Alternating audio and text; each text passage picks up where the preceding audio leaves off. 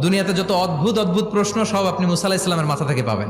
বিভিন্ন বিষয়ে আল্লাহরে প্রশ্ন করতেন। সাইয়েদনা মুসা আলাহিস সাল্লাম আল্লাহরে বললেন, আল্লাহ আপনি আমার এমন একটা জিকির শিখাইয়া দেন যে জিকিরটার শব্দ আপনি আর আমি ছাড়া কেউ জানবে না। দিনে রাতে সব সময় এই জিকির আমি করব, আপনারে ডাকবো, কিন্তু শর্ত হলো এই জিকিরটা জানবে শুধু আপনি আর জানবো শুধু আমি। আল্লাহ বললেন, মুসা পড়ো লা ইলাহা ইল্লাল্লাহ। মুসা আলাইহিস সালাম কয়, মাবুদ এটা তো জাতীয় জিকির, সবাই জানে। আমি তো চাইছি এক্সেলেন্ট একটা জিকির, কারো কাছে নাই, শুধু আমি জানবো আর আমি পড়বো।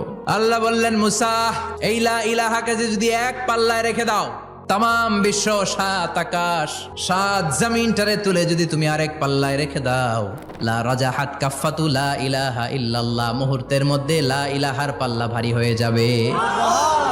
ও মুসা, তুমি যতই এক্সক্লুসিভ জিকির চাও, লা ইলাহার চেয়ে দামি জিকির আমার কাছে নাই।